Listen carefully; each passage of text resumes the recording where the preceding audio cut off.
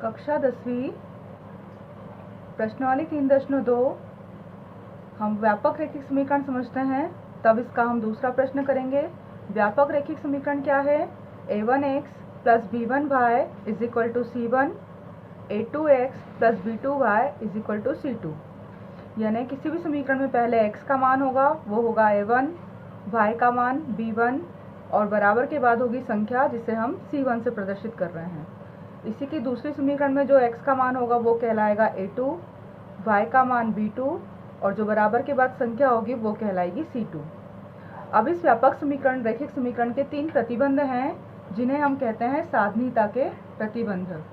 पहला प्रतिबंध क्या कहता है कि जब a1/a2 बराबर हो b1/b2 के, जब a1 के बटे में a2 रखेंगे हम इन संख्याओं को, तो अगर ये b1 b2 के बराबर हो रही हैं, अगर ये b1 b2 के बराबर नहीं हो रही हैं, बराबर नहीं है, तब क्या होगा? तब समीकरण का एक अद्वितीय हल होता है। समीकरण का एक हल कब होगा? जब a1 a2 बराबर ना होंगे b1 b2 के, अलग अलग होंगे। दूसरा प्रतिबंध कहता है कि जब a1/a2 ये बराबर हों b1 b2 के और तीसरा c1 c2 इसके बराबर ना हो, तब क्या होगा? तब समीकरण का कोई हल नहीं होगा। तब समीकरण का कोई हल नहीं होता है।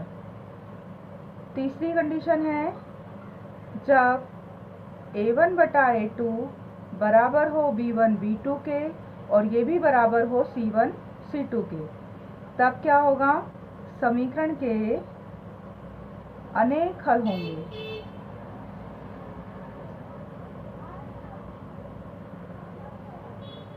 पहली कंडीशन है a1 a2 बराबर ना हो b1 b2 के, जब दोनों बराबर नहीं होंगे तो अद्वितीय हल होगा।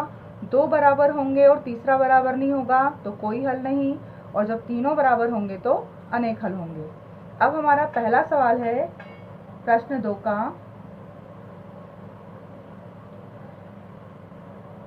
अनुपातों a1/a2 b1/b2 और c1/c2 की तुलना करना है आपको। तुलना कर ज्ञात कीजिए कि निम्न समीकरण युग्मों में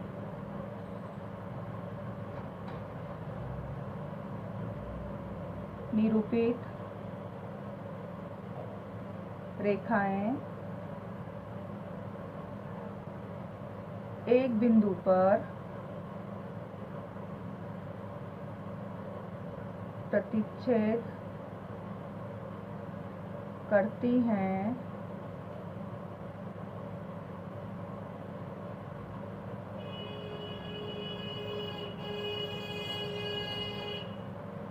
समांतर हैं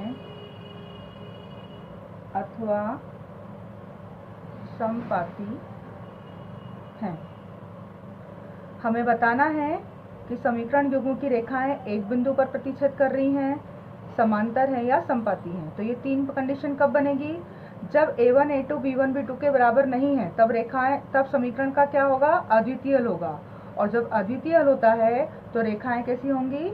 प्रतिच्छेदी तथा रेखाएं प्रतिच्छेदी होंगी। दूसरी कंडीशन क्या होगी? समांतर। तो जब a1 a2 बराबर हो b1 b2 के और तीसरा बराबर ना हो, समीकरण का कोई हल नहीं है। समीकरण का जब कोई हल नहीं है तब रेखाएं कैसी होंगी?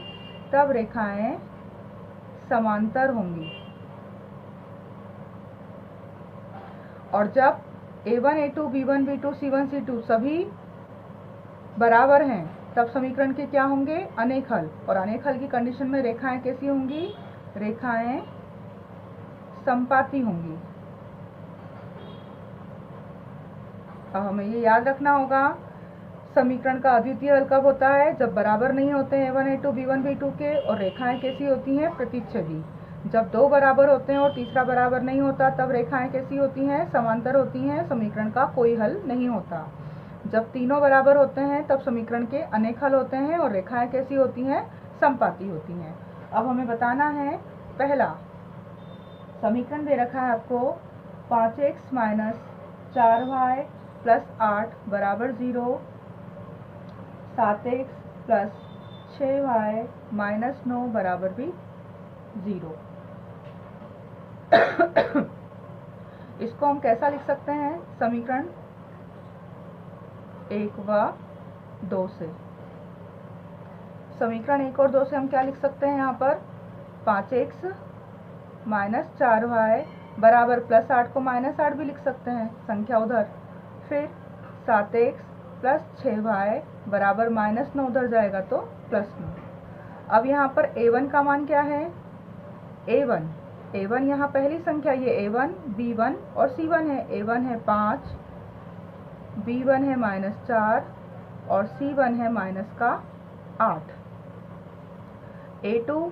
a2 है 7, b2 है 6 और c2 है 9।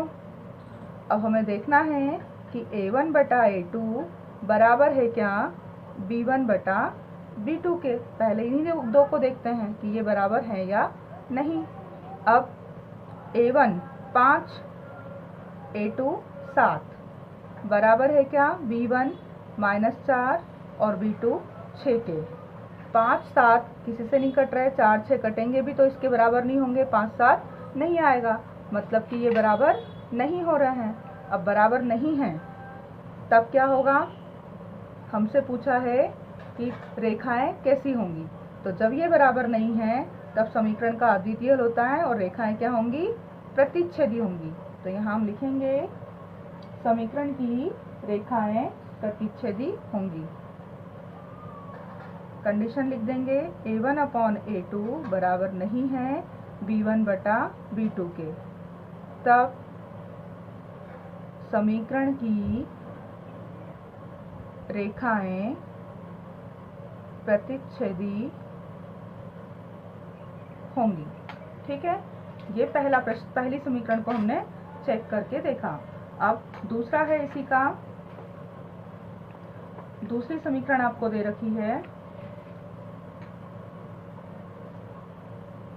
9x + 3y + 12 = 0 और उसकी अगली समीकरण है 18x + 6y + 24 = 0।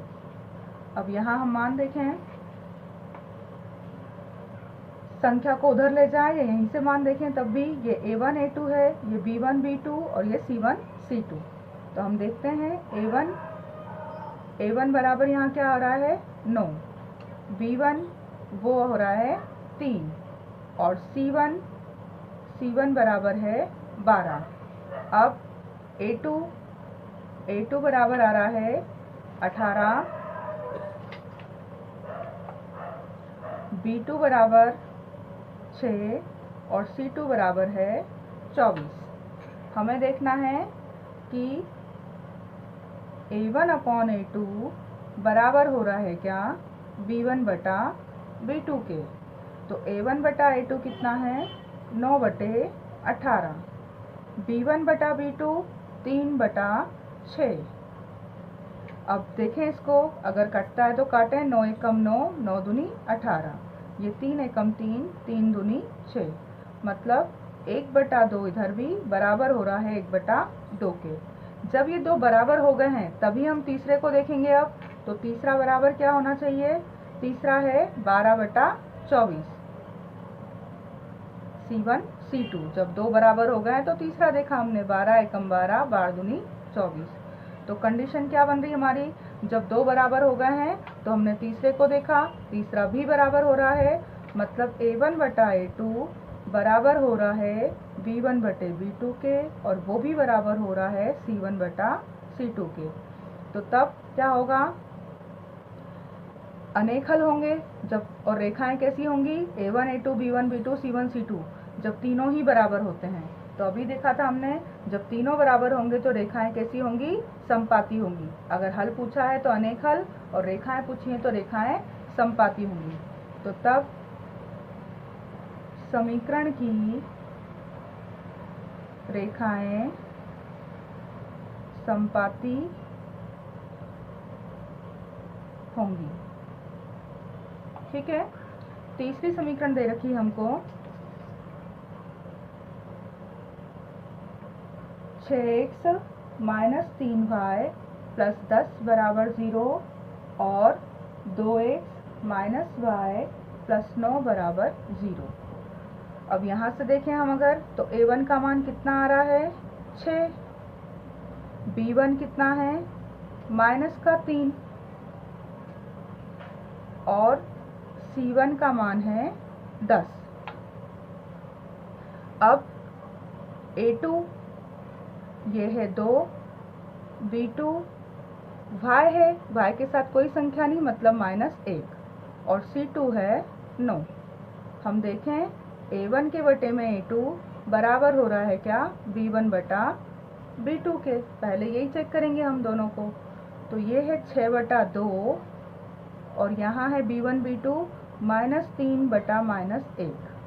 माइनस से माइनस कट सकते हैं, 2 एकम 2 और 2 तिया 6, यानी 3/1 बराबर 3/1 आ रहा है। अब हमें देखना होगा तीसरा, 10/9, ये नहीं कट रहा, यानी कि ये बराबर नहीं है। अब तीसरा बराबर नहीं है तो कंडीशन क्या बन रही है हमारी, A1 बटा A2 बराबर हो रहा है B1 बटे B2 के, पर C1 C2 बराबर नहीं हो रहा है। तो जब दो बराबर हों और तीसरा बराबर ना हो, तब हमने देखा है कंडीशन कौन सी बनेगी, समीकरण का कोई हल नहीं होगा और रेखाएं समांतर होंगी। जब दो बराबर हों और तीसरा बराबर ना हो, तब एक समीकरण का अगर हल पूछते हैं तो कोई हल नहीं है, और रेखाएं पूछी हैं तो रेखाएं कैसी होंगी, समांतर होंगी।